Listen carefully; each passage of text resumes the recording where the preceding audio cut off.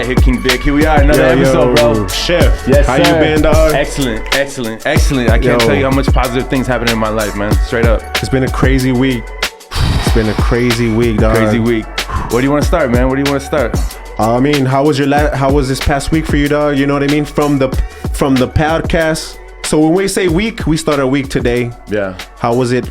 How was it from the podcast to today's podcast? If you watched the podcast too, you remember I had a cloud over my head, man. I couldn't even like shake it, man. I was running. I was trying to do like moves, juke moves, but I couldn't get it away from me. We talked about it. There was a haze. It was a haze, yeah. But we talked about it on the podcast, and you were like, man, like Dr. Phil, bro. I don't know, like that one word where you were like, yo, man, if you had a brunch in the morning, would you have done that? I'm like, hell no.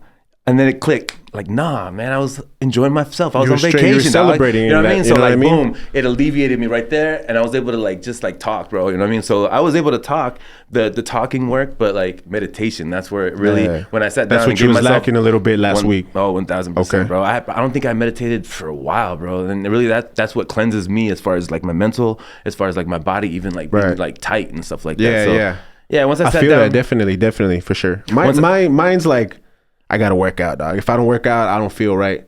So you know what I mean? Barely got into it yesterday, but no, go for it. How was the last week for you? I mean, can't tell you like other than it was good, but yours. What were you gonna say as far as working out? Because like was that like your meditation? That's like my meditation, bro. Okay. I'm in there, and you know what I mean. A lot of people like they'll go in there and they'll like socialize or whatever. I got my headphones on. Mm-hmm. I'm there to do my workout. I got my workout in my head. What I'm gonna do. I'm looking at myself in the mirror, dog. You know what I mean? Staying focused and at the same time, I'm thinking. I'm telling myself getting this positive shit, positive quotes. I'm hearing my music, you know what I mean? Taking bits and pieces of that and kind of using it for motivation for the rest of the day. Because I like to work out in the morning to set the tone for the rest of the day. Because I gotta go harder. Because I'm gonna be tired after the gym. So I mean, I gotta go through a full work day. You know what I mean? So. For sure. Definitely, that's what my therapy. Nice. I wish working out could be my therapy because I need to get a better physique, dog. Let me tell you, I'd love to have a better physique, but working out doesn't work for me. It has to be like a really mental meditation or like a hike. I can do a hike and that'll get, because I got to just focus on those like ups and downs of the week or whatever is going on in my life. Because like it's weird. Like once I get into a meditative state, I can see exactly what I'm thinking about. Boom, this is what's bothering me. Oh, okay. This is what bothered me. I made this bad decision, or I did this, that, and the other. Oh, okay, boom, and just let it go like a balloon, right? Right. And then I'm kind of like just moving through my meditation, right? Just walking. And what's up next? Oh, you know what? How's my mom doing? Make sure, make a note, give her a call, right? Whatever the case may be. True. Or, you know what I mean? My kids, make time for them, you know what I mean? And then instead of like always having this like wandering in my head, like I write it down, like it's in my notes. So I'm like, oh, you know what? I better call my mom. I better make a time. What time would... I'll make a date and I'll call them so that I can make, a date to go take my kids this place. That way I'm not like holding it on my heart all day long while I'm working. Like, why do I feel this way? You know what I'm saying? Because I'm not thinking about it. You gotta let it out. Right. You gotta let it out. If it's not meditation, or if it's, actually just actively thinking about it in the morning, right when you wake up, rather than picking up your phone and like, checking Instagram, just think about, okay, what am I gonna do today? What's important to me today? You know what I'm saying? Like, I definitely feel that. Yeah, honestly. And I learned that from Kobe, dog. All those Kobe quotes, I swear, like when I was in college for going for culinary school, it was 2004. And I was a Suns fan. I mean, I got to go to Suns games, bro. Like, you know what I mean? Like, it was badass. Even though I'm from South Florida and I love the Heat, bro. Being so close to the Suns, it was cool to go to Suns games. So I became like involved in the Suns, and then Kobe would come to town, kick our asses. Especially if you're just a basketball fan, like just to watch the game. Dude, you know what just I mean? To be at the game, it's big time. Yeah, I mean, so like I was always a Kobe hater, but like once he passed, man, I just understood the impact. I felt the same impact of what he is to the game, definitely to life and everything, man. He's so dedicated to being that Mamba mentality. Even outside the game, bro, he was an inspiration, man. And I was the same. I was a hater too, bro, because I was like, this boy's a ball hogger. That, the cliche things people say about Kobe. But watching his documentary, what is it called? The Muse. Kobe Bryant's Muse. Yeah. Oh my God, bro. That was like, motivate. If you didn't take nothing from that, bro. But it's like inspirational, but it like kind of like breaks you down. It breaks down your ego. You know what I'm saying? Like, so you're not so like, like tough. I got to do this. You're more like, you know what? It's okay. Let me tackle the right way, these problems and these issues the right way, so I can be the best person that I can be. You know what I'm saying? Like that Mamba mentality, clear, concise thinking, and you know what I mean. Like he said, he wakes up in the morning, takes this, if not 15, at least an hour to meditate, get all his thoughts in order. So that when he's practicing and he's doing everything he needs to do, he's doing it 100%. It's giving everything that he can to it. You know what I'm saying? Nothing's clouding him. Nothing's over his heart. Nothing's like, well, shit, you know what man. I mean? I gotta learn meditation. But you know what?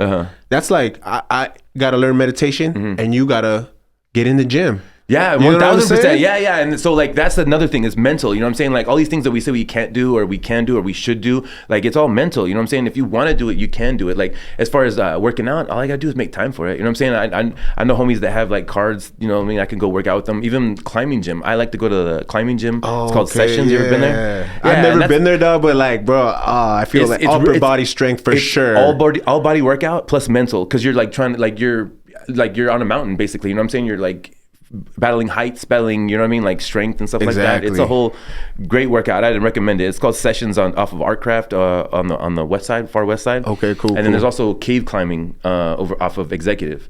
But both places are great workout and I'm telling you, mentally, physically, all that I didn't even know these places existed in El Paso, bro. I'll let you know, man, because I tell you, like lifting weights has never been my thing, and maybe it's because of football where they're like, go, brr, go. You know what I mean? Maybe that turned me off. I'm not sure, man, because like I just get in the gym and I lose it and I'm just like I'm not motivated, dude. Yeah, it's weird. True. But like I see you, dude. I see what you're saying. Like when you're in the gym, like I mean, what do you go through? Like how does your day start when you go to the gym? Like what do you do?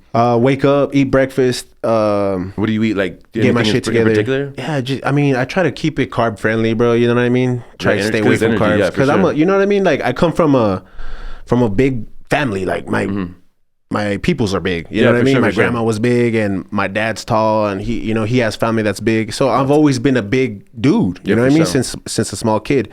So it's always been it's been hard to stay at a good weight. Really? Yeah. Oh, most definitely, bro. Yeah, if I would have stayed in El Paso, I feel you, but yeah, most definitely, I was bro. bouncing around. It's been hard, man. Yeah. Hispanic family, the tortilla, beans, rice, Manteca, every day. Everything. Manteca, yeah, that's what's up. All that shit. Trust me, I know. Well, the thing is, I mean, I know I look white as fuck, but I grew up in a Mexican household. My grandma and grandfather, they were like basically like second generation Mexicans. And, shit. Yeah. So she would be making tortillas off the comal, man. Like, you know so what I mean? Who's Mexican? Your mom or your dad? So both my parents are like of Mexican descent. Like they're not from Mexico, right? But my parents. Let's go back to like my mom's dad. His name, we used to call him Tito, is Alfredo Garcia. His mom was from Chihuahua. So it's like, I guess four generations away from actual Mexico. But we just the skin got lighter as it went down the generations. I'm not sure, man. But I'll tell you the truth. So my mom has Rita Molinar and Alfredo Garcia. That's her parents. My dad is Concepcion Rey, and then the Clayton Berry the first. So that's how it goes down the line. You know what I mean? Like your dad. My dad's parents. Oh, so my dad's dad is Clayton Berry the second, and then his dad is the first. So I'm Clayton Berry the fourth, actually. Oh shit! Yeah, for sure. I'm the third, bro. Yo, you really? Why did they continue it? Yeah, we're gonna continue that fucking universe. For real. No, man, that's good, man. That just shows that we were supposed to be doing this shit. We were supposed to be doing this shit for real, dog. For sure. That's fucking badass. But yeah, I mean, it's a misconception, but I swear, like, I am from El Paso and I have like Mexican descent, and I fucking love the culture here. Like, yeah, I understand completely, man. Cholesterol is a big time issue, man. Yeah, for no us doubt, here, bro. Man, no doubt. High cholesterol, heart disease, stuff like that. So, diabetes. I mean, yeah, for sure. So in the morning when you're having like the beans and like all the butter and fat and stuff like that, I mean, it catches up to you, yeah, for sure. Oh no, man. So yeah, for sure. So I appreciate that. Definitely, when you say you're watching your breakfast and what you put in it and stuff like that. Do you do protein shakes or anything like that? Yeah, I try to, you know what I mean? But I try to do it with the food. Right. Protein shakes kind of fuck up my stomach a little bit and they make me constipated. So what do you have like for protein then? Don't you need like a pump like to get extra? I just try to do it with food, dog. It's like, you know what I mean? A lot of meat, a lot of chicken, lot of... To me, that seems like just your motivation. You need to get to the gym because once you're pumping that weight, you're going to feel that euphoria, that the whole like... Yeah, whole, like, for sure. Motivation for yourself. Yeah. Oh yeah, for sure. Hell yeah. So like for me, like that comes when I'm actually like not even just walking in the house or setting up, like when I'm actually starting to chop and I have like 3 pans going, and that's where my motivation comes. That's how I know that I'm living right there, dude. For real. Cool. Yeah, I mean, meditation wise is like hiking. So when I don't know what type of state you're in, like when you're working out, but like when I'm hiking, I'm clear minded. I know the path, and I even if I don't know the path, like I walk the path and just my mind's thinking about like meditating. Okay, like I see where you're going with it. Yeah. So, but when I'm working, I'm in the zone. I'm in like I feel like the man. I'm doing all the things that I know I can do. You know what I mean? Trying to show out, trying to do the best possible. You know what? Quality. I think I kind of explain myself. Mm-hmm.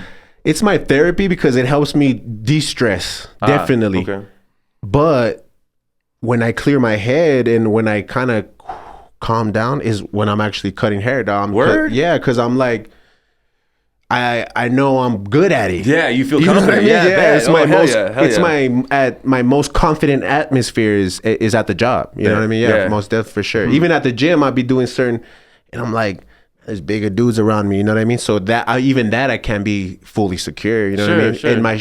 In my place of work, most out. Yeah, for sure. That's the passion. But so, I mean, so my just from talking right now, like my input would be like that Mamba mentality. I bet you if you took just 15 minutes when you woke up to just meditate or try to clear your mind just a little bit, maybe like you'd be that much better at work. I think you, instead of meditating while you're cutting, you can focus on being like high quality. I'm sure you are, but I mean, it just clears your head. Clears my head. It just clears your head. Yeah. So you can have before like heading thoughts out. About yeah. Because I know for me for sure, like in those moments when I'm cloudy headed, I'm not thinking about certain ingredients. Like I'm making it, I'm like tasting it, I'm like, what did I miss? Oh fuck, garlic, come on man, what are you thinking about? You know what I mean? Like, you be forgetting a lot of shit. Just, you know what I mean? So you know like, what? Yeah, I feel that, dog. Yeah. So that's what helps me in my meditation. I'm able to have a clear head. I'm able to like move about my day. And another thing is I'm able to control my emotion, right? Let me ask you this. What time do you start your day? What time do you get up? So I don't go by a clock or a timer. Sometimes I'll set it because like I have to take my kid to school, so I'll set it at 6 o'clock, right? So I'm up and I have 30 minutes and I can go pick him up at a certain time. But I wake up usually about 4:30 or 5. I'll just wake, my clock just wakes me. It even doesn't matter what time I go to sleep. It's like, as soon as I wake up, like I feel like, okay, I gotta do this. I feel like I need to like, I say seize the day, but it's not like what I'm not like carpe diem. I'm not like saying like, oh, I gotta seize the day. It's like, either I wake up now or I go back to sleep. But if I wake up now, I could get something done. And honestly, so I wake up and I start like, not writing menus, but I'll open, okay, what do I have going on today? Oh, make sure, okay, how do I get that? I need to go to the grocery store and I'll kind of plan my day, you know what I mean? And then it's kind of like in a meditation in a way, because as I plan my day, I have this extra time later to kind of just chill, you know what I'm saying? And to clear-headed chill, I can probably see what the Heat game did last night, you know what I mean? Kind of chill and enjoy, and then get dressed and go.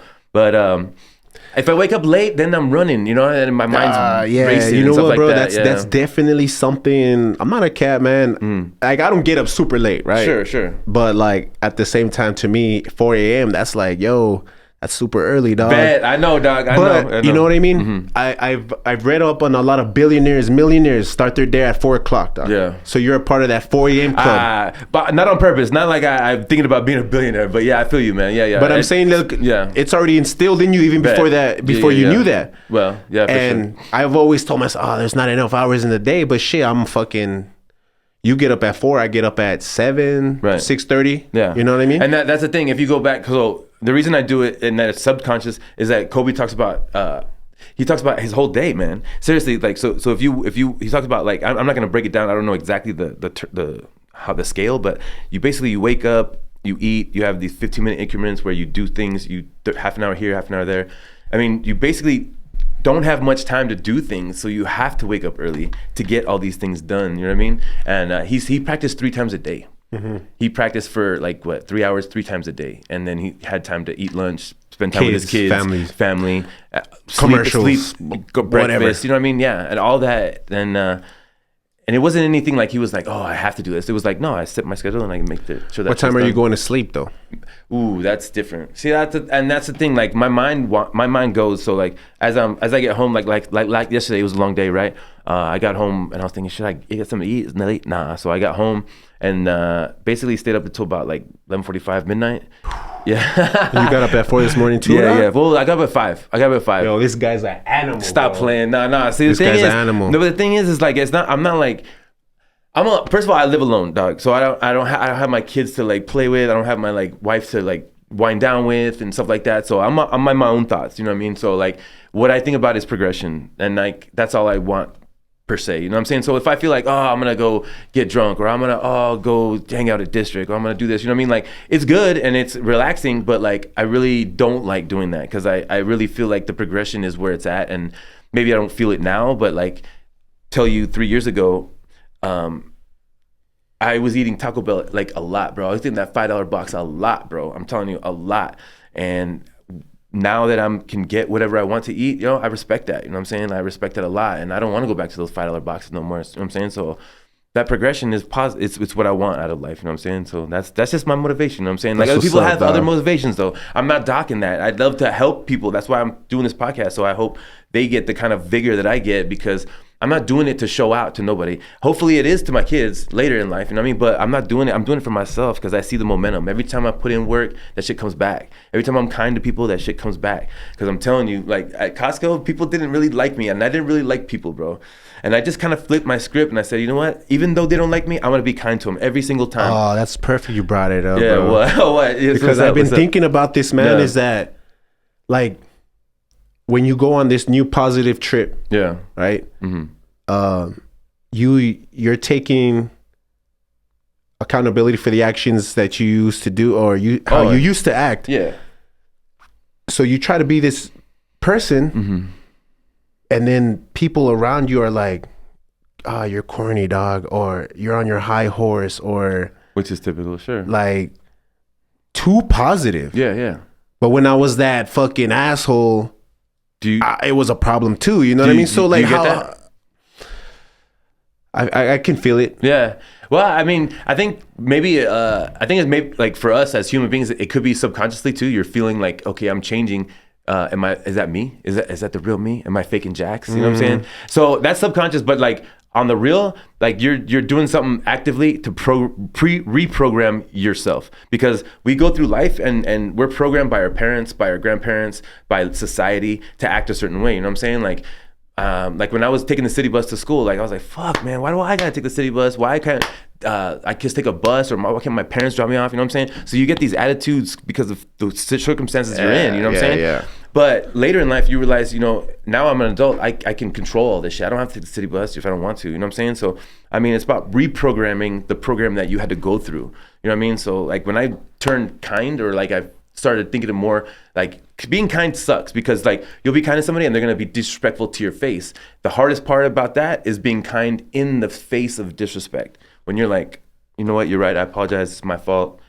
You know what I mean? So are you talking like, because I know you work at Costco, are you talking as far as customers and employees? Yeah, customers and employees. But what about people you know, friends and family? So I can tell you one thing, like my ex-wife, I deal with her on a day-to-day basis, just because of my kids and stuff like that. And she's like, I don't know how you changed, but I definitely respect the new person that you are.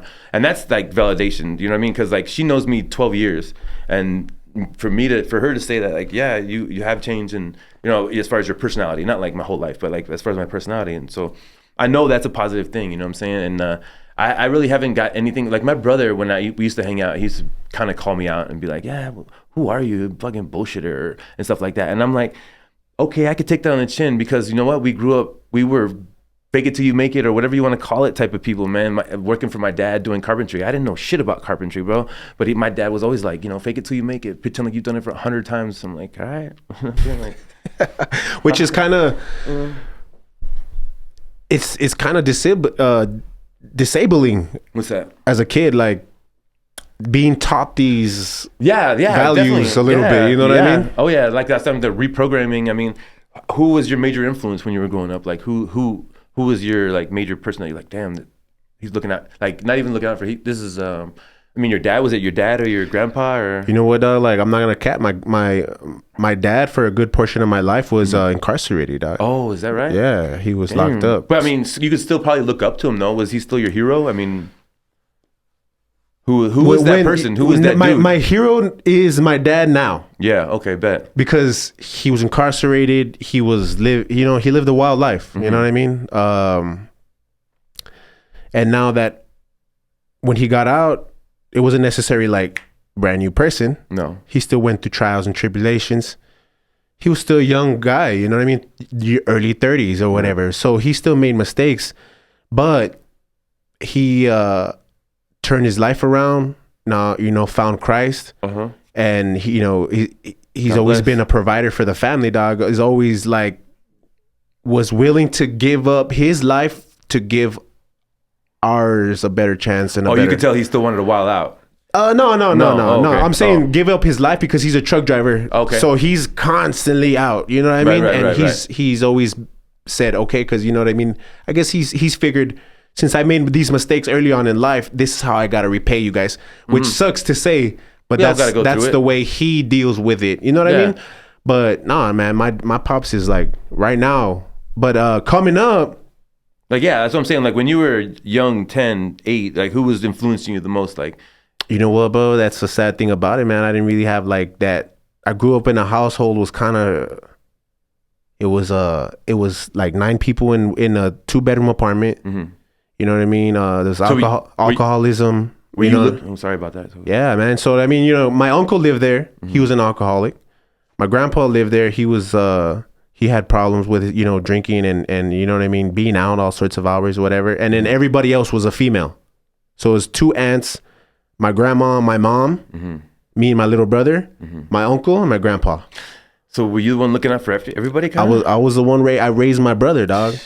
So that's what I'm saying. I didn't have no guidance to say, yo, mijo, let me guide you here. You know what I mean? So I grew up very quickly, man. I didn't have really a childhood. My mom would say, hey, take your brother to school and then watch him play. Damn. And I'd be like, well, I want to fucking go play too. You know what I mean? But I knew I don't know why, dog. As a kid, you think your mom's going to know. Damn. I could have left my brother there. Sure, yeah. But I'm over here literally just watching my brother play, dog. You know what I'm saying? So coming up, that's why when I became 13, 14, I was always hanging out with the older crowd.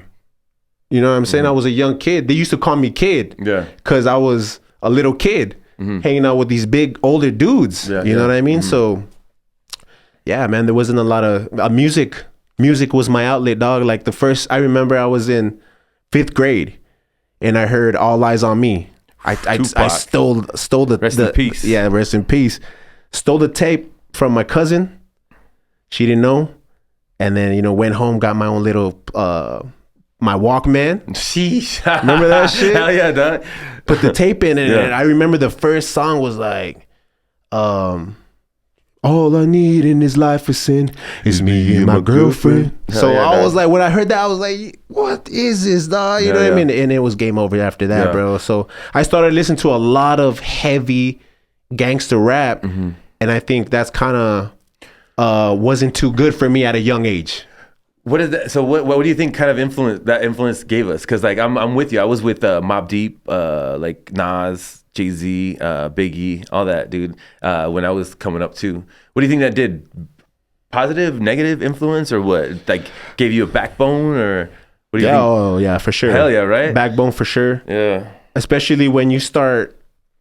Because I didn't know, all I could hear was the music. I didn't know about MTV music. I didn't know about music videos until later on. Definitely. You know what I mean? Yeah, you know what? If you played Bone Thugs and Harmony, that shit will transport me to that time, bro. Yeah, and I'll be for sure. Yeah, and I this is Florida, so I don't know what kind of struggles you went through, but in Florida, it's the same shit where there's gangs everywhere. You know what I'm saying? And me struggling, I told you in the beginning, I was struggling to have friends, trying to figure out where I was going in life. It just so happened in summer school, the friends that I had, we walked to a neighborhood where there were gang members, you know what I'm saying? And they were suicide Crips. And, yeah, exactly. And they just, I know now that they were just looking at us like little jits. We need more people in our gang. So you guys are the ones, you know what I mean? So I got messed up in that kind of influence, and eventually got in gang kind of life, you know what I mean? But we were jits. It wasn't we gang bang or nothing like that. But same thing, dude, bro. Yeah, but you like I said, but you listen to Bone Thugs and Harmony, and I'm transported to that baggy. I'm wearing baggy canais. Wake up, yeah, exactly. Wake up. Hanging out with my boys Rick and John. We're just doing stupid shit, smoking cigarettes on the corner, getting yelled at by the neighbors, and doing stupid shit, making noise and shit. Yeah, I'm saying bro. what snapped us out of of that? Like, because I mean, we could have just kept going down that same path. Like, what snapped you out of it? Like, to figure out, like, okay, there's got to be a breaking point to this. I think what made me snap out of it, man, was I felt like when I graduated high school, you know, mom's actually, my senior year, I was a dope boy, and mom found my work. Damn. I remember her pulling me out of school that day, dog, and I was like, oh shit, I'm getting pulled out of school. My mom would do that sometimes, you know what I mean? Just be like, come on, mijo, let's go out to eat, whatever. So I was like, yo, about to get some McDonald's. Yeah, something. And my pops was incarcerated. My mom was jobless. She was, you know, we were getting food stamps and shit like that, you know, housing. And dog, like I was working at McDonald's, and I remember my first check, dog. I used that first check to get in the game. Yeah. And money wasn't an issue for me anymore. I know I couldn't blatantly give money out to my mom because she'd be like, "Where the fuck you getting this?" You know what I mean? But but you know what I mean? Pick up groceries or a pizza or whatever. Something. Yeah. And yeah, bro, like, so, you know, she pulls me out of school, takes me home, and it's quiet or whatever.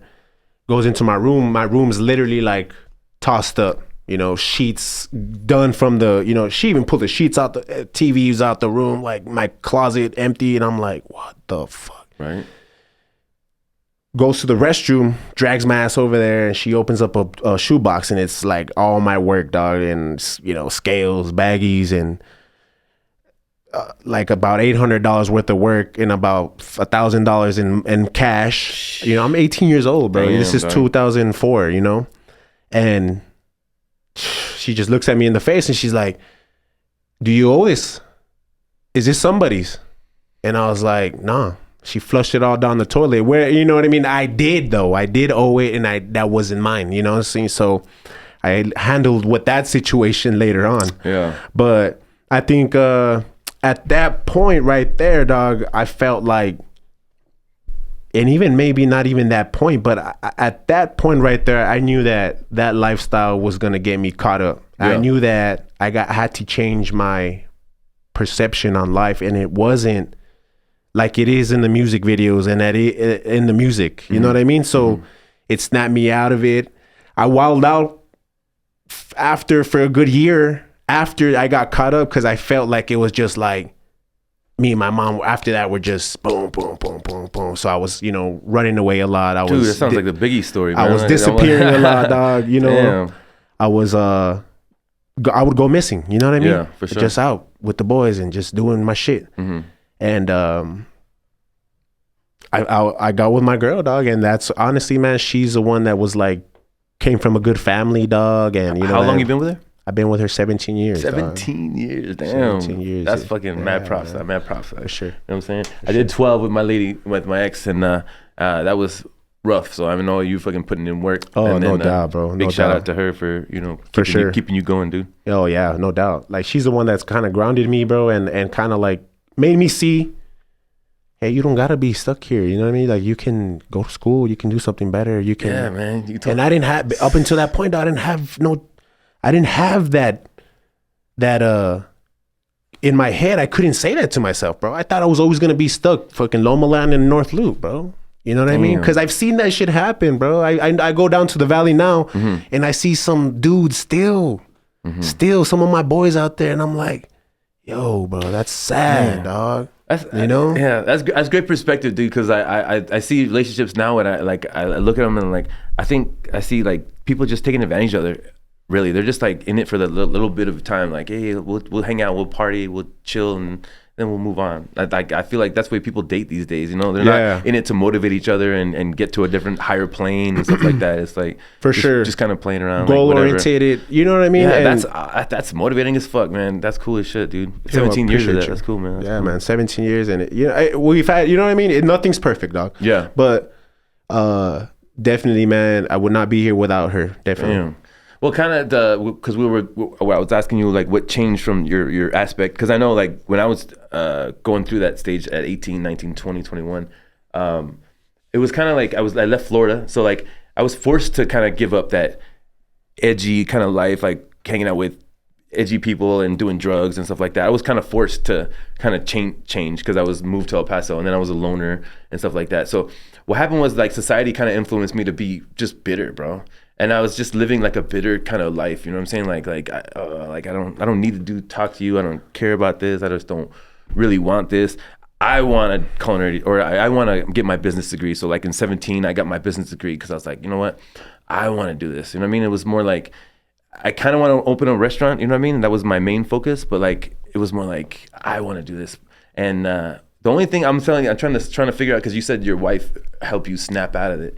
The only thing that helped me snap out of it, dude, is it was one moment in time that I had made like a series of bad decisions that led me to actually be like crawling in the neighborhood. I was so drunk that I was crawling to my car in the neighborhood. Yo. Yeah. And luckily they had gotten a call for a prowler in the neighborhood because the cops found me before I got to my car, bro. And they arrested me for possession. I had dab. I don't know if you know what that is. Yeah. Yeah. So it was like a little piece, like a fingernail of dab in my pocket, and they're like, "Yeah, we're taking you in." So I remember talking shit the whole way to these guys, and they were laughing and talking shit back. You know what I mean? But like, it just had to be done, man. I was put in that holding cell for overnight, and I'm just like banging. I'm so drunk, I'm banging. Let me get my phone call. Let me get my phone call. I remember being such a jackass, bro. Just like, give me my fucking phone call, like I'm in a movie or something. Yeah, right? dude, because that's all you saw. Like, that's all I was thinking about. Yeah, it's fucking hilarious, right? So I fucking sat there, waited till they called me, and needless to say, I got PR bond, so I had to clean myself out. You know what I mean? For like 6 months, it was just a big ordeal, and in those 6 months, I was able to like kind of clear my mind and realize like I made a fucking huge mistake. This could be a felony per se. You know what I'm saying? Like this little fingernail of whatever got me high, like that shit can really put me back, bro. I mean, it could be an investor, it could be a job, it could be an opportunity, anything that I messed up on. And luckily I had a lawyer come to help me out, Mr. Science. That gentleman helped me, relinquish that off my record, and now it's a misdemeanor. But I look back on that and I'm like, I'm never gonna make a mistake like that again. You know what I'm saying? I'm never gonna put my future at risk again like that. You know what I'm saying? So like, I started that's what helped me kind of change my personality. I'm like, all this anger and all this like angst at people and at society, it's not working. It's not getting me nowhere. You know what I'm saying? Like, I could feel like Tupac, and I could talk shit to everybody. And Tupac had a different angle too. If you really know who Tupac is, he wasn't just angry. You know what I'm saying? But when you actually see him from the outside, you think he's just a thug, tough ass motherfucker, right? So that's who I thought I had to be, always just a thug ass tough motherfucker. But the truth is those thug ass tough motherfuckers are the ones that are kind and reaching a hand out and saying, you know what I mean? Are you good? Looking you in the eyes and saying, are you good? Yeah, you know what I'm saying? Definitely. Those are the thug ass motherfuckers in life. So I had to realize that shit, and it takes those breaking points in life for you to get there. And I swear that growing up in those little hoods and thinking that I was a gangster, like I carried that throughout my life. I really kept a little chip on my shoulder, thinking that I was tough and I could, beat up anybody and intimidate anybody and stuff like that. Yeah. You that gang life, when you have a crowd of people, you feel like you're that tough. You know what I mean? When you're one person, you're that tough, but when you have a gang of people, you're like, I'll go through a wall. You know what I'm saying? So they're like pushing you on and shit. Yeah, for sure, all that bro. shit. Yeah, for sure. So I'm glad, I woke up. I'm glad your lady helped you wake up, and we're down this path, because like now here, 2023, man, we're totally different people, bro. Totally different people, dog. And that's why I tell a lot of people, I say, if you haven't seen me in a while, man, I gotta reintroduce myself to you. Okay. Yeah, you gotta re-meet me. Yeah, bet. Straight up. And sometimes, man, like when they do come around, you could kind of tell they still have that same perception of you. Yeah. I kind of like just shut that shit down real quick. You know what I mean? Sure. I know if I were to see people from Florida, they would trip like where I've come at this point, for sure. But I mean, that's the kind of sad part about it. It's like, damn, bro, that was like fucking 15 years ago, bro. And you still think, you know what I mean? A minute ago, yeah, for sure. But even that's one of the things that, you can. I want to say this to everybody, somebody that's, if you're struggling, or if you can always change. Yeah. You absolutely can, from one day to the next, from 1 hour to the next, from one thought to the next, you can always change. You can always decide to be a better person and follow that in your head. Like, you know what I mean? I got to switch it up. Trust that intuition. And you know what I mean? That's that's something that'll change your life, man. A lot of people just, I'm stuck in my ways. That's such a shitty fucking way to think, bro. You know what I mean? That's such a great view, bro. It really is. That's a good view. Because, like, for instance, like last week when I had all those things pile up on me, I guess I didn't, I told you, I don't know if I told the audience, but basically what I figured out is that accident that I had started a whole trend of things that were going to happen. I thought I was like having an epiphany at that moment, but it was God just saying like, buckle up and get ready because there's some things that are going to happen. It was a lot of highs and a lot of lows, you know what I'm saying? Like some high highs and some low lows, you know what I'm saying? But I kind of trudged through the whole thing.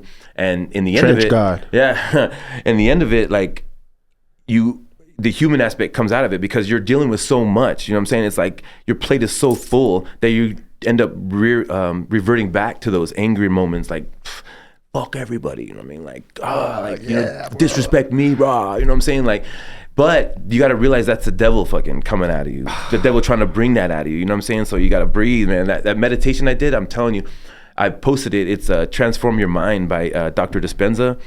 It goes from A to B. It's probably like an hour and 40 minutes, but I'm telling you, like, it goes A to Z. I mean, because it talks about the way you think, how you think. You've been programmed to think this way. You need to think about these things at least 66 times before you even reprogram yourself. You know what I mean? Get into a mode where you can do it without thinking. So you have to like actively do these things. You know what I'm saying? The only way I can break it down, like I know Paul was like interested in, our producer is interested in, shout out real quick to Nevermore Productions, Nevermore Records, 915, here in El Paso, man. You guys need somebody. You got to be in the studio. Yeah, these are the guys. Absolutely. But as far as meditation, like I could tell you, it's called like time, space, and space time. All right, and basically what the idea is like when you wake up in the morning and you want to like the first thing you do is you think about what you're going to do before you do it. You think about, I'm going to go to the refrigerator, get some orange juice, I'm going to make some eggs, I'm going to sit down, right? So then that's the thinking, and then you go into the actual space, physical space, and you do it. So you have to like actively realize how your mind works for you to program it. You know what I'm saying? So there's different aspects of learning to meditate and you know what I mean, like how like I don't know how to explain it, like how you're like you need to know how your brain works before you can reprogram it. And then once you do it, you have to actively do it every single day. And the active thought of doing those things is the meditation. Yeah, I've heard about that. And you gotta like, well, what I've heard, you gotta tie whatever you're trying to do new into your regime, I guess. Your daily life, Like if you brush your teeth, you gotta, okay, when I brush my teeth, I gotta think this or whatever. Sure. Tie it into something like that so you can kind of, you know what I mean? Just program like you said, program yourself to do it. Yeah, reprogram the things that you don't like about your life. You know what I'm saying? Like, things that you maybe think you get better and stuff like that. Yeah, for sure. But and then have I talked about the future self meditation? Nah. No, so that's another meditation that I do is I told you about it, but I didn't know if I told the audience. Future self meditation. So basically, what you do is you're in a quiet room when you get into a meditative state, and you start thinking about yourself, your future self, the perfect scenario of, like for me it would be like envisioning the best you. Yeah, envisioning the best you. It could be like the car that you're driving to work, the work that you get to, the chef coat that you wear, the knives that you have, the clientele that you're actually serving, the venue that you're at, the check that you get at the end of the night. All those things that you're imagining and you're actually manifesting it. You know what I'm saying? So actively thinking about it and thinking about your future self, and then even when you're not meditating, you're thinking about getting to that future self. It's your meditation that you, like a mantra that you can keep throughout your days and stuff like that. That's the one that I've done a lot, and there's the ones that you, like mudras, when you can like to get confidence and stuff like that, you hold this and then you can just kind of meditate and stuff like that. Yeah, I'm big on that shit. You know what's crazy is like, I've always naturally sat like this. Have you really? Yeah. And then later on, I fucking read something about it. I'm like, yeah, it really, oh, shit. It connects you. It connects your whole, your symmetry, your electricity in your body and stuff like that. So, I mean, it's whatever works for you. You know what I'm saying? Like you have to figure out, read. I just recommend reading. You know what I mean? If you don't figure out what you're doing, get another book and read and stuff like that. Like I told you, the first book I read is not necessarily about meditation. It's more about like a man that thought he had everything, and he was like, I'm not happy. So he figured out how to be happy through meditation. You know what I'm saying? True. So it's about seek knowledge, man. Seek knowledge, absolutely. Read books, because I never used to read, and in fact, it's hard for me to read. But I feel lately have been able to gain knowledge from books, and once you get to that point, man, that's what's up, man. You fucking truly inspiring me to do shit like that, man. Because I'm not a big reader. I'm not gonna cap. Yeah, but that's one of the things. My girl's an English teacher, dog. You know what I mean? So she's like, reading. You gotta read. You gotta read. I'm like, fuck. Try Audible. Like I sometimes when my books are like the one I do on neuroscience, like it's so like technical. You know what I'm saying? But like I just let it go in the background, and then I'll read it, and I'll kind of like jump back and forth. Some things don't stick. I'll Google it, figure it out. And you know what I mean? And it's just that when you actively try to figure things out and you're learning, you know what I'm saying? Like instead of drowning it out, like I don't understand it, like try to learn it. Like what is it actually saying and stuff like that. Like Google's there to figure out what those words mean and stuff like that. Yeah, for sure. Now, I want to go back to that, you know, coming up with that attitude of like the aggression or whatever. How do you think that's affected at the beginning your customer service with your clients? Luckily, at Costco, yeah, for sure. I think you learned from Costco. I think I did learn from Costco, yeah, for sure. Because like that's a corporate atmosphere, and the dynamic is that the members pay for the membership, so they have like this kind of attitude, like chip on their shoulder, like motherfucker, I pay for the members, like act right. They almost say that out loud, like act right, and you're just like, oh my god, you know what I mean? Like I still go to Costco today. Yo, shout out to Costco customers. Act right, hey, you act right. They're members. They're members. Oh yeah, true. Oh my god, members, you act right. Yeah, right, straight up. But you know what I mean? Like I kind of understand in a way, like I don't, because like the worst part of it is in the food court. Like we'll be going 1,000 miles an hour, and we got tickets coming out, do, and then one person wants to complain about one little hot dog. I'm like, wow.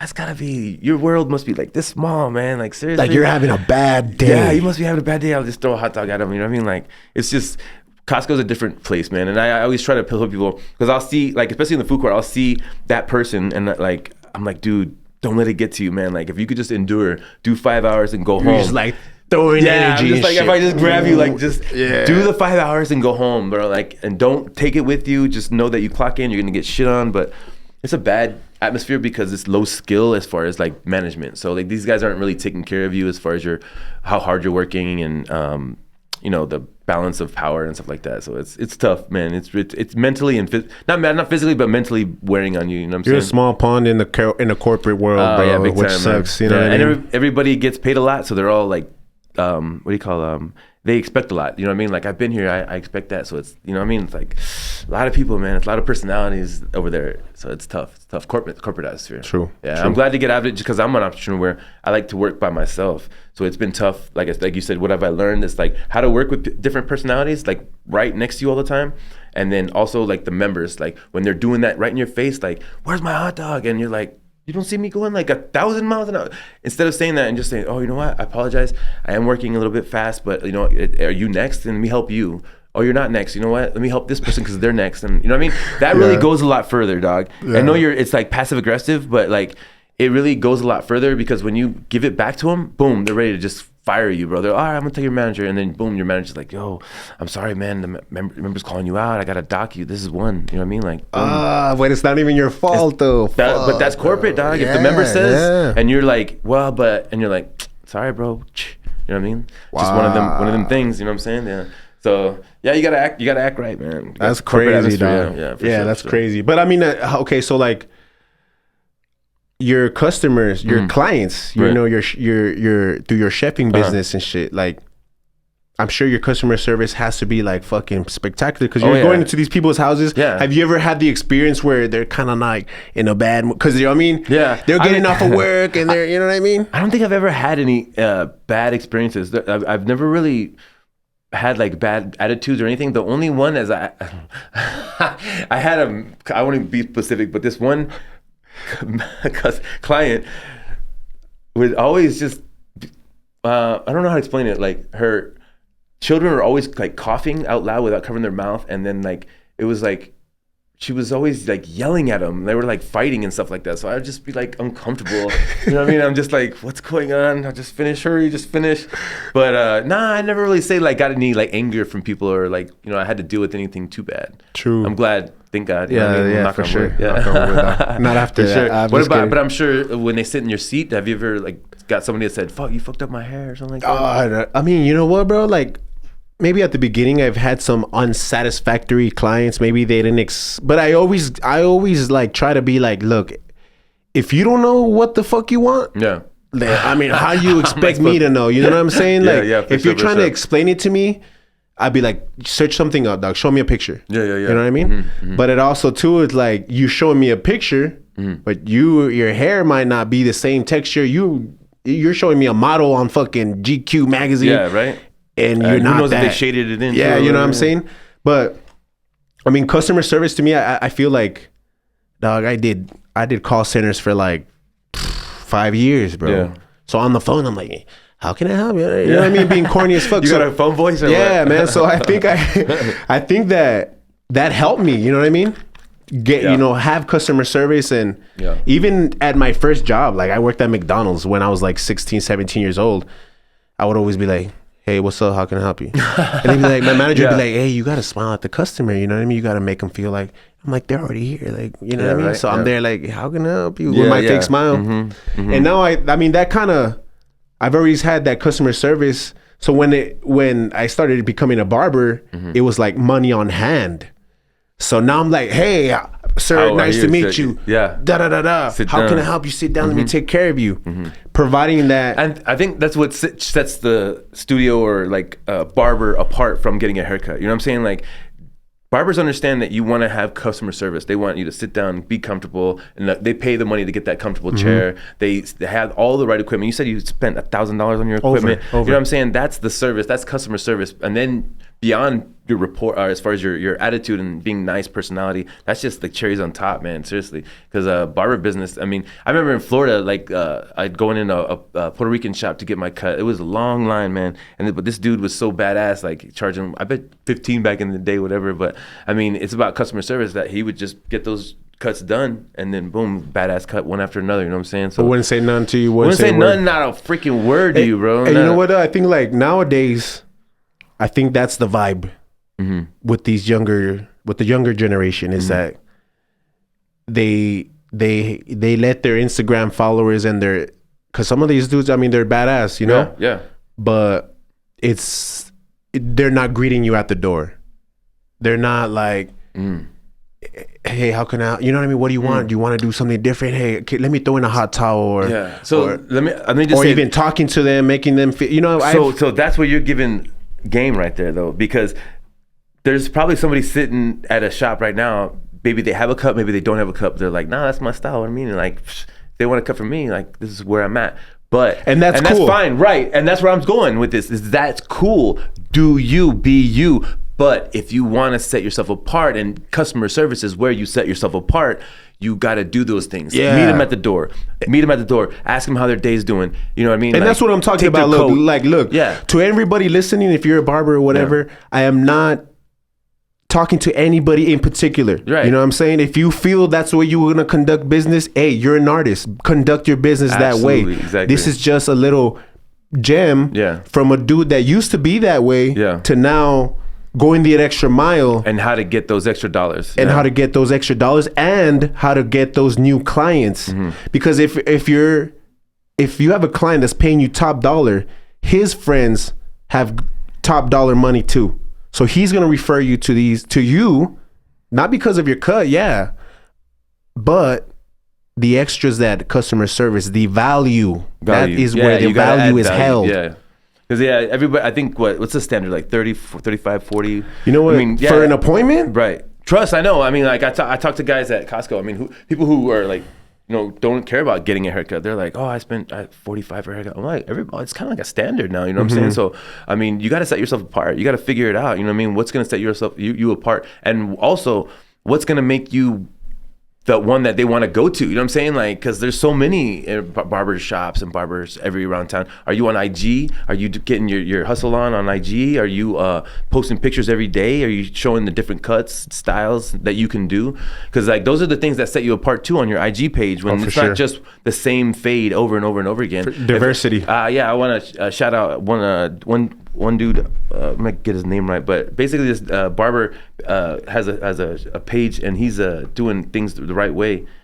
But it's about diversity, colors, pictures, different styles, and like when your drip studio comes out, like when you start like people posting with that, it's off the chain. I mean, when they show their haircuts, atmosphere is a big deal. That's a big deal for sure, man. But but just in general, I apologize. I'm looking for the name, but shout out everybody that's been hitting up Grind2hard on the IG page. If we're motivating you, you're motivating us. Trust that. Because we're listening to everything you're saying, and we're gonna regurgitate that here and keep talking about it, like the meditation and where we come from. You know what I mean? Saying because like the grind from the beginning is the same grind that we're doing now. We're just putting in work 24/7 to get where we're going. Exactly. And you know what I mean? Like again, we stress this. We're still in there. We're still in that. Yeah. We're still process. in the trenches with you. Yeah. We're still in the trenches. Yeah. I love the trenches, dog. You know what I mean? I don't feel right if I'm not in the trenches, dog. Yeah, honestly, like I've heard that more often than not this weekend is like you gotta be comfortable with being uncomfortable. You know what I mean? So uncomfortability is you growing, you learning, you going through new experiences and learning how to deal with these experiences and new ways of you living your life and going about your business. You know what I mean? It's going to be uncomfortable to grow. So get comfortable with that shit because that's what it takes to, you know what I mean? To try to reach your goals, at least, you know what I mean? Try and shit. Yeah. So the name is Sammy Leone. He goes by... okay. You know Sammy. Yeah. Saucy Cuts. He goes by Saucy Cuts, but I mean, but said nothing but good things to us, man. You know what's crazy, bro, is that I know that kid since he was about 12 years old, man. Is that right? No shit. Hey, man, I used to see him in the barbershop. He wasn't my client, but I used to see him in the barbershop every fucking week. This boy would get a cut. Nice. And you could always tell the ones that have that passion for it because they're in their cut. They're in there every week getting a cut. And they actually care and they're looking in the mirror. Maybe they're a little picky or whatever, but those are the ones like that choose to be barbers, man. I've seen that a lot. Absolutely. You know what I mean? I've seen a lot of kids that, even my old clients, dog, like a good, I want to say shit, like 6 old clients that I saw grew up 12, 13 years old are now barbers. And I'm not going to say that completely because of me. Right, no. But I mean, you know what the I mean? Influence. You definitely, I mean, everybody. There's definitely an influence there. So, you know what I mean? And some of these guys, I've actually helped them get into barbershop. Some of these guys, I've helped them get their license. You know what I mean? So shout out all these people on the come up because I know Vic, if you like, Sammy, if you came to Vic and you needed help or you need anything, advice, Vic's got you 1,000%. I just wanted to let you know, I'm personal chef and my business is growing. I'm looking for another personal chef out there. If there's anybody that is interested in cooking and has a passion for cooking and passion for customer service and is the plight to be inside people's homes and cook for them, I'm really interested in you DMing us. And we can talk because I want to expand the business, hire at least 2 more personal chefs. I have a lot of things that I have in the works, just like Drip Studios does. So if you're a barber or you're a chef, you want advice, you want an opportunity, you want just something motivating that we can give you a little gem, hit us up, man. Serious on the DM. We're Grind2hard on IG. We're gonna get a YouTube page this Friday. It's gonna drop second episode. Yeah, dropping on YouTube and Spotify. Yeah, yo, we're gonna do good things, bro. You know what I mean? Because I feel like we're just in our lane. We're not talking about shit that we don't know about, and we're not talking about being at the top.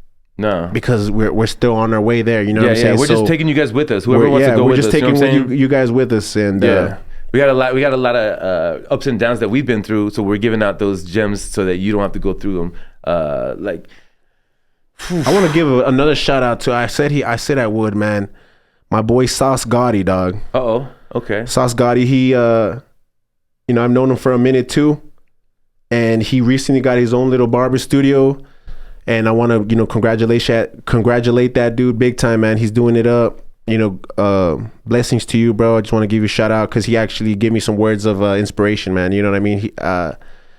He told me to be resilient, so that's something that stuck with me. And shout out to you, man. Fuck yeah, man. Yeah, resiliency is big, man. You got to be able to withstand all these punches. You know what I'm saying? Because like sometimes you're like, I can handle anything, right?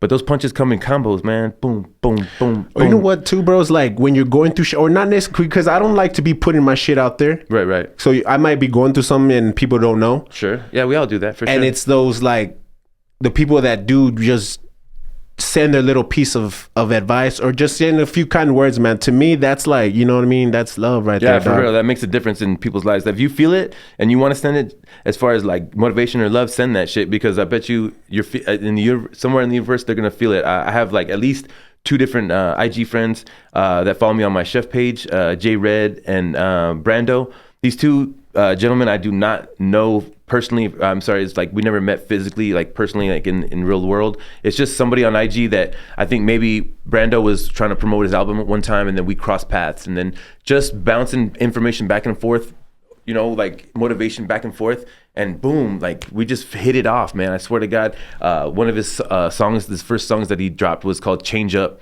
and it just was the beginning of my career, bro, as far as a personal chef, and I just changed up, bro. So shout out Brando, that motherfucker's a badass, because it's not only a moment in my life where I changed, but I think us meeting, we kind of just motivated each other, like just little IG notes here, there, like, you know what I mean, and stuff like that. And then same thing with this guy J Red. He's from Oklahoma, and he owns his own I think dispensary or something like that. I think he grows or something like that. But you know, he was going through something that I don't know. I was just like, kind of like, I saw his stories. I was like, hey, I hope you're good, man. Like, stay up, you know what I mean? Stay motivated. And just those words helped him. He's like, yo, thank you. Probably like a whole page of, you know, words that like, damn, you know what I'm saying? Just said a little bit. Yeah, all I did was like, you know, I kind of read the story. I was like, you know, man, stay up, man. I hope you feel motivated. So if you feel it, man, seriously, like you think, don't send, but like send it. Why not send that nice little peaceful... I've been doing this. I've been doing it because...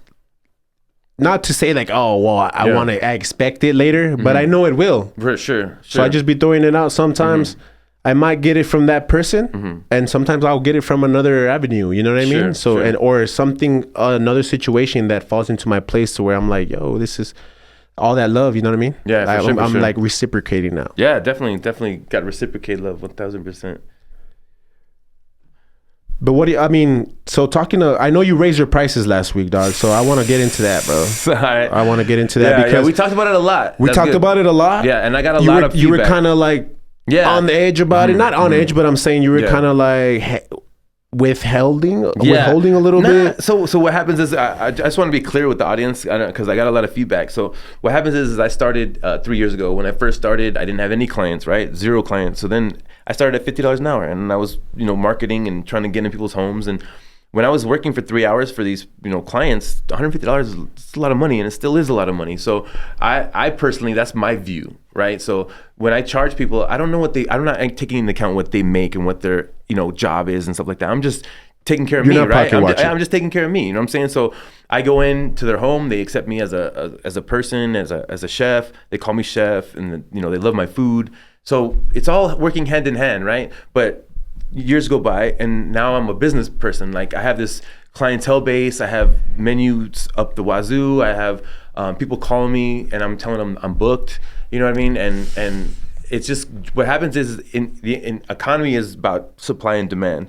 And once the demand goes up, the price has to go up. And it's not like it has to go up like I have to, but in order for me to grow and the potential that I have is up, I have to go with it. And so me going from 50 to 75 and then to $100 an hour is just basically the potential that I've built and the value that I've built for my clients. Right. So if they don't understand that, then I got to respect that, you know what I'm saying? Because maybe it is a financial thing at that point, but I'm not talking financials, you know what I'm saying? I'm talking about the value that I've created, right? You know what I mean? So I had to go through that. I had to figure it out. Yeah, I had to figure it out. You're not talking about financials, you're talking about the value. Yeah, exactly. So I had to go through that in myself, in my own, and and people giving me influences on the outside, I had to try to tell them, like, wait, I'm not thinking in I take your advice, I believe you're right, and I kind of feel like maybe I'm a bad businessman in a sense, but I feel confident that I'm making the right decision as far as my business personally.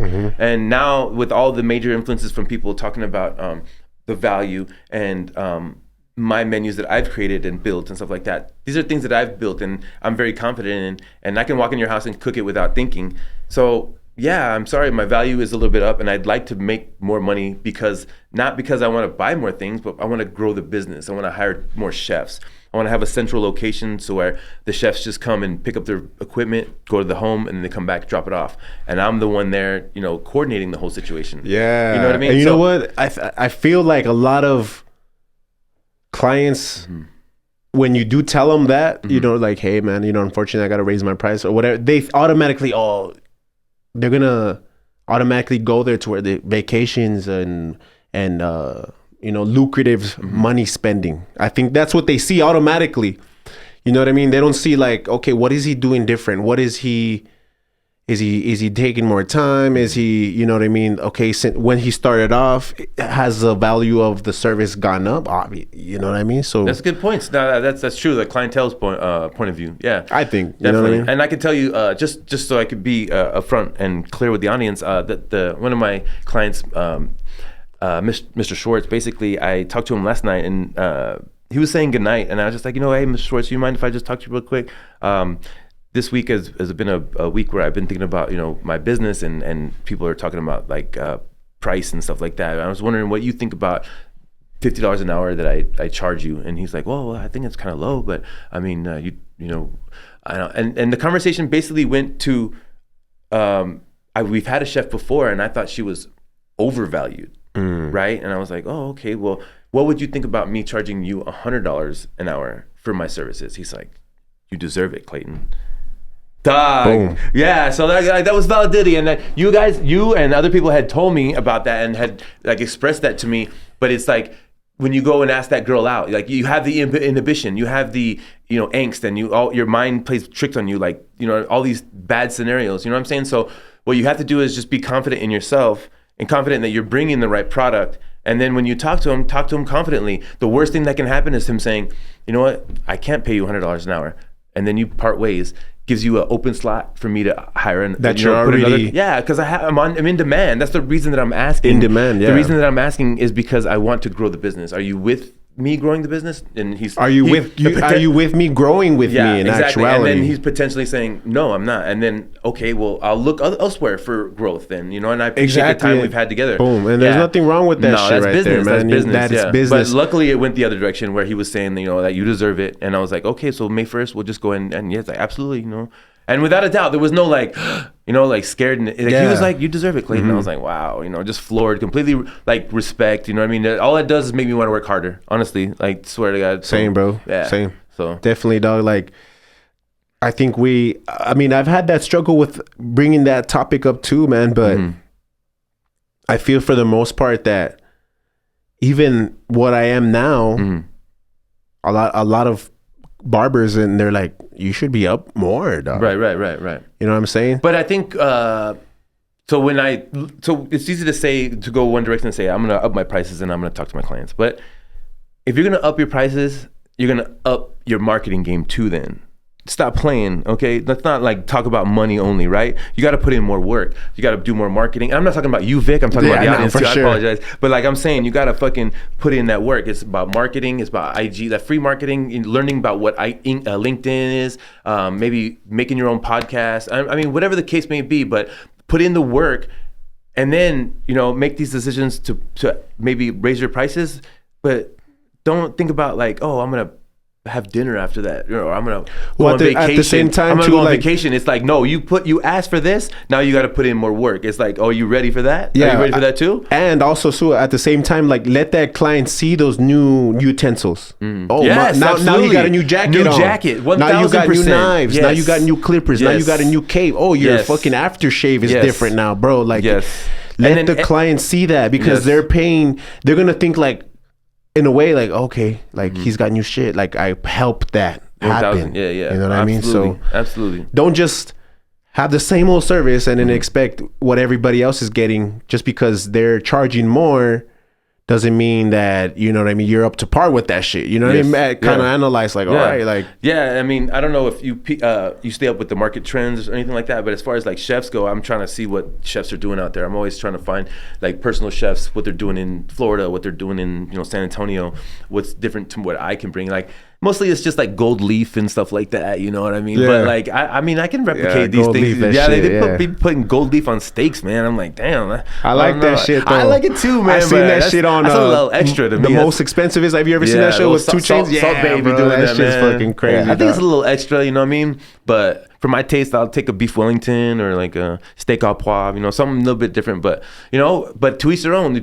You eat with your eyes and your nose before you eat with your mouth. So if you see a gold steak, you're like, hell yeah. That shit's better. It's I wouldn't turn it down. Good, yeah. I wouldn't turn it down. Even if it didn't taste good, it's going to taste good. Yeah, you know put that on IG, bet. Oh, hell yeah. Hey, you should, dog. Yeah, you should, right? Cook that gold steak up. You earned it. Yep. So as far as like that price, I had inhibitions, and I think one of the inhibitions as well is losing customers. Like as far as I know, you see probably like what? How many a day? Like 15, maybe 10, 15 a day on a busy day. On a busy day, I'll see like 10. So that's 12. what I'm saying. That's like 15 people that you have to address the price change to. Whereas me, it'd be a handful of. But you know what? Like I was saying the last time, bro. Like if you give it to me already, I'm not gonna talk to you. Oh, bet. And you know what I'm saying? Like, if you're already giving me that, I don't want to reiterate, like, hey, and I know you already gave me. But. And that's another direction the conversation can go to, too, because, like, when I tell you, oh, my clientele is actually the one telling me that I should hire my price. To me, that's kind of like, okay, weird paradigm, because I feel like my price that I charge is this, right? But if you feel it's this price, well, tip me that much. I mean, like, I don't understand. But I mean, if you want to come at me a different direction, I can take that too. Don't make me have that awkward conversation. Yeah, you want me to? I mean, I'll raise my prices. I mean, but like, I feel like, but I mean, maybe I'm naive as far as business, even though I went to. Like I said, we're still navigating. Yeah, that's what I'm saying. But like, I would prefer to navigate it and say, this is my price. If you feel like, you know, you want to pay this much, then just tip me that much every time. You know what I mean? And we'll be good. You know what I mean? Like, but if you know what I mean, like I don't know, like, but I don't mind doing this to where I raise the price and I know my trajectory now. I know exactly where I'm going, and people want to tip on top of that. That's even, you know, like more of a blessing. Of course. I think like barbers, I think we start charging or start changing our prices like with the tip. So like we'll have those clients that, let's say, for example, we're charging $40 and they gave us $50. Right. So if we're constantly seeing the 50, and then you get that one client that's just give you the straightforward, we're gonna raise our prices to that because that's what the standard's been raised to. You know what I mean? Yeah. We're gonna put you on Grind2hard live on IG. Yo, right? Grind2hard live, baby. Yeah. See what's up. I know we have like almost 300 followers on that IG page for Grind2hard. Word? Yeah. Already? Yeah, and then I would tell you, I'd say probably at least 50 are barbers. You know, mostly people from El Paso and stuff like that. So trying to branch out though, but if you guys can repost the page, repost the Spotify link that we constantly have on there, man. Yeah. Push that for us, guys. This is like, you know what I mean? It doesn't take too much. Mm-hmm. We you know what I mean? We need your help. This is, and we're not asking any type of monetary shit. You know what I mean? This is just love. If you guys fuck with the podcast, you know, make somebody else fuck with it too. Let us know what you like. Let us know what you don't like. Yeah, you know what I'm saying? Sure. Like, I appreciate y'all reaching out about like the meditation and like just the fact that we grind hard. You know what I mean? Like, I appreciate you respecting that, because let us know what you do too. You know what I'm saying? Tell us what you do, because we want to learn about y'all. And you know what I mean? What's popping? If you guys have questions like that you guys want to have answered on the next episode, you know what I mean? Drop them in there, and we'll kind of pull up questions at the end of every episode or whatever right now. You know what I'm saying? So like this week we're shooting episode 3, and then you guys have already seen episode 2 by the time you've seen this, but every Friday you'll see the drop. Every Friday at 9 a.m. you'll see the drop. It'll be on YouTube and Spotify. We'll let you know exactly. We'll be putting on our story and stuff like that. Anybody commenting? What do we got? Got some waves in there, I think. You know, 3 people.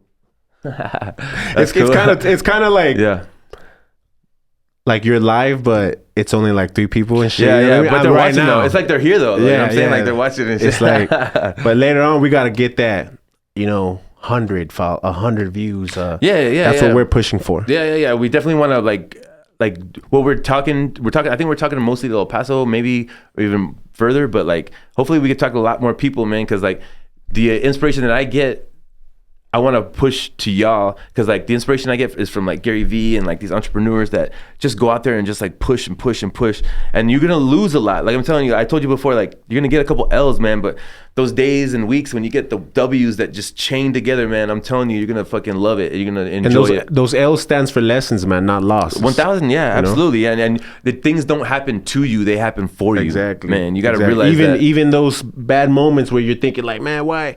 God. Yes. Why? Yes. Try to find the lesson. Try to find the lesson in it, man. Stay calm. Yeah. You know, control your emotions. I feel like as a grown man, that's one thing that you should definitely get close to is controlling your own emotions. You know what I mean? And staying clear. Yeah. Because, you know, us as men, we have so much aggression, dog, testosterone, and that we might just be willing to like have some road rage or some shit. You know what I mean? It happens all the time. I know. I can tell you that as far as the road rage, that's an influence too. My dad was the first person to just jump out of the car and throw down, man. He's crazy. He's freaking crazy. Like you cut him off, man, he would go cut you off, slam the brakes, and then go jump out of the car and like throw down. Like he's crazy. Shit. Like make it a point. Yeah. So that's like me in the passenger seat, like what's going on? You know what I'm saying? Like that's the type of influence we get. You know what I'm saying? But that's the wrong way of handling things 1,000%, especially on the road, man. Like you just gotta fucking be defensive driver, dog. Seriously, for sure, bro. But in any situation, dog, you don't wanna get out of character. Nah, that's what I'm saying. Control your emotions. That's good. That's good advice, man. I even if you gotta, I'll be the first person to tell you, like, cry it out. Find your corner and go cry it out. Whatever you're bothering you, cry it out, because those 15 minutes or whatever that takes, man, you're gonna feel better after that, because you're not gonna feel like you need to cry no more. You're gonna get all the damn tears out, and then you're gonna be able to move on. You know what I'm saying? Like, don't hold it in. Don't hold that shit in, man. That's like, I be crying. That's my gym, bro. That's, you know, I sweat. I cry through my pores. You feel me? Damn. You know? Yeah. Because I be like, that's some macho ass shit. I'm a naturally like aggressive, not aggressive, bro, but like I'm on edge and shit. You know what I mean? Like I have my girl always tell me I got a short fuse, and if it wasn't for me working out, bro, like I'd just be fucking popping off on people. Find your outlet, y'all. Find your outlet, man. And figure out exactly what's bothering you, or what makes you tick, so that Sauce Gotti's back on. You want to put some fires. Shout out.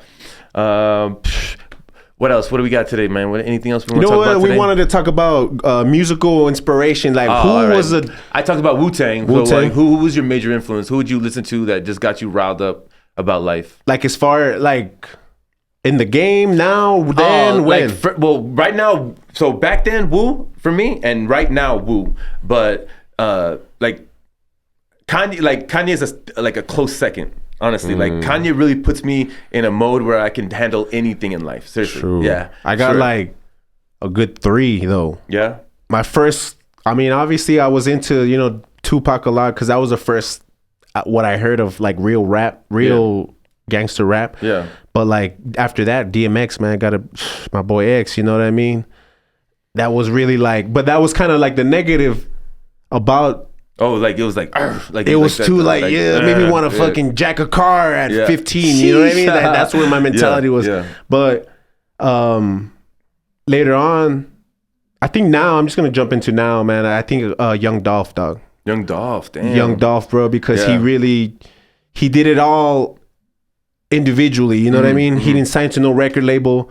He didn't have no backing. He didn't have, you know what I mean? So that kind of gives, that's what I like to live by too, bro. Is like just kind of getting it on your own, getting it out the mud with no help, you know what I mean? And no type of backing, no type of other entity to help you establish you. Dude, you know what I mean? And yeah, I can tell you, I probably only listened to like 5 songs from Young Dolph. I like every one of them, but the stuff that I've seen of him on IG, dude, it's like kind of like the way you do your selfie IGs, man. It's very like in your face, like, dude, I'm not with nobody who's not with me. You know what I'm saying? You put in work the same way I put in work. Otherwise, we ain't working together. There's no vibe. You know what I'm saying? Yeah, exactly. Yeah, and I did post that on IG. I said, if you're not with me, then I'm not with you. Yeah, I saw that. That was kind of subtle, but it was pretty bold, dude. Yeah, definitely. No, that's true, man. Because like I think where we're at in life right now, we're like on a mission. You know what I'm saying? And like if you're not with, it's like a drag if you're not with the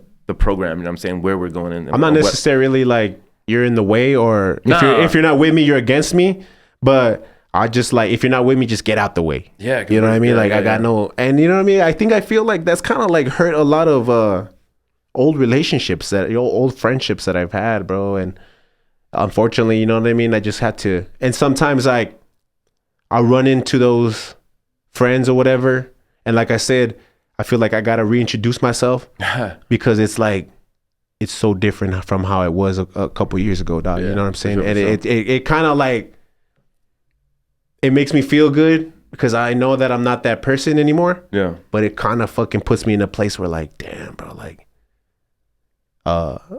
am I like being phony and shit, or am I like, do they think I'm phony? Nah, it's actually that you're growing. You're just growing, and like Dion says it, but like I forget how, but like what happens is like you're here, you're level, and then you end up growing, and then they don't grow. You know what I'm saying? So like, it's sad, you know what I'm saying? But like you just end up growing more as a person, and they're just stuck in their own ways and stuff like that. Especially like it's coming from the hood, dog. Like you want to bring your boys with you. Oh, bet, yeah. For that, you know, I'm like I said, I'm not saying that I'm up there yet, but I'm saying like I've always envisioned myself with like a good 3-4 You gotta start sometime and just head that. Oh yeah, for sure. That's definitely something. But it's just about building new relationships. Oh yeah, for sure. You know what I mean? Mm-hmm. I used to have this saying where my girl was always be like, why do you always have like hood ass friends?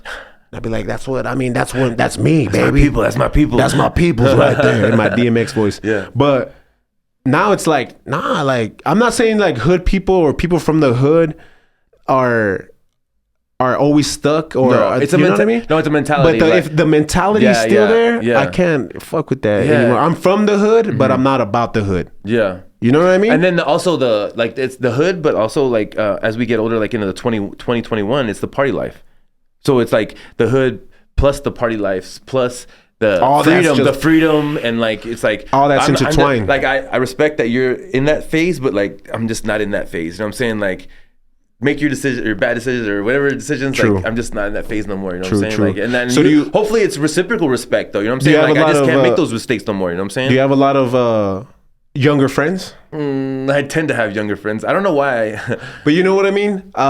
It's like, I don't know if you remember that post I sent you. It's like us as older men, or older people, older generation, we have to talk to our younger generation, and they got to learn from us, which is a lot of the times that's the hard part. They ain't listening to us. And when we...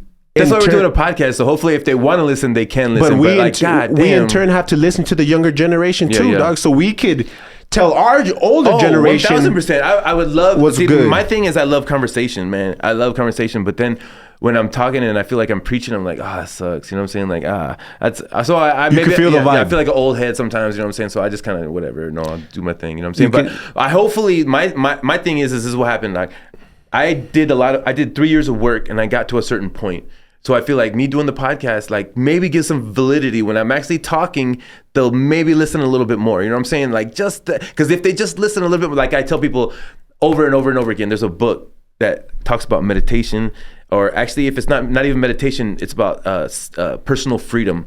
It's the 4 Agreements. It's a book called The 4 Agreements. It talks about things like don't assume, be the impeccable you, always be the impeccable you. The 4 Agreements? 4 Agreements, yeah. And I recommend that book to anybody who wants personal freedom. It's not about meditation. It's about actually just thinking about these things. Like somebody treats you wrong, don't think about, this person disrespected me. And it's like, you don't know what that person's going through. Like I have a big like tone. Mm-hmm.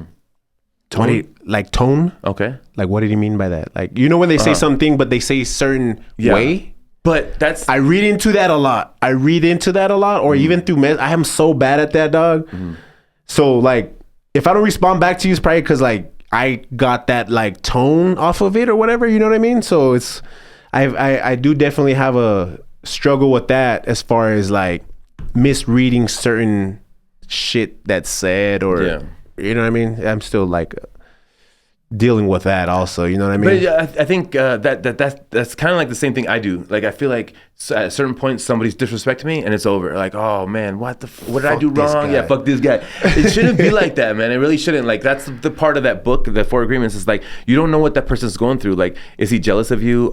Are they having a bad day? Did somebody fucking gut punch him and he's just taking it out on me? You know what I'm saying? Like, so you can't really be like taking it personal. That's another thing. Don't take anything personal. Never take anything personal. Even if it's your dad even if it's your closest person telling you the worst thing. Of course it is. But that's the thing though. When you can do that, you're giving yourself personal freedom. You're not letting that person control you in that moment. You know would you, I mean, a lot of people would say that would be like passive aggressive though and shit, right? It can come off as that, but you don't need to portray it as that. So like, I don't know how to like, if somebody like, your brother tells you like, hey man, don't make me beat your ass like I've done before. Okay, this is your brother saying something like that, right? Instead of like going back at him and be like, bro, I'll bury you. You know what I'm saying? Like making it worse.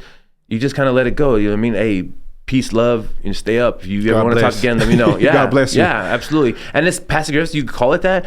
And maybe you don't even need to say God bless or anything like that. You just say, call me when you can, or when we can have hope your day goes better, or when we can have a conversation, diffuse. let me know. You know what I mean? Yeah, because if you end it like fuck you, you know what I mean, then it's just angst, boom. And then when are you gonna get back together? Who knows? You know what I mean? Yeah. Or that could be the reason why you don't get back together for a while, and he's not gonna contact you. I'm not gonna contact you. Right. And I'm talking hypothetically because actually, ironically, I haven't talked to my brother in like a year or 2 years, but I remember the last time we talked, it was just so horrible that like, you know what I mean? Like, it's just like, you know what I mean? For me to have my own peace, I can't go that direction to actually talk to him. You know what I mean? It's tough, but I mean, for my own sanity, my own peace, I just don't go that. But at the same time, that's you practicing that law, because you could be, hey, fucker, what? You not talk to your own brother, bitch? Yeah. Well, you know what I mean? I mean, sure, yeah, absolutely. You could be that way, but then I could also be really, really humble and go knock on his door and just be like, hey, you know what I mean? Hey, can we talk? Yeah, something like that.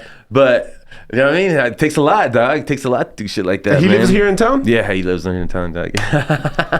Yeah. Brothers, dog. Yeah, you know, I have the same issue too, bro. Like when me and my brother are vibing, like we'll go forever without talking, bro. And that to me, that hurts me. I don't know how he feels. Yeah.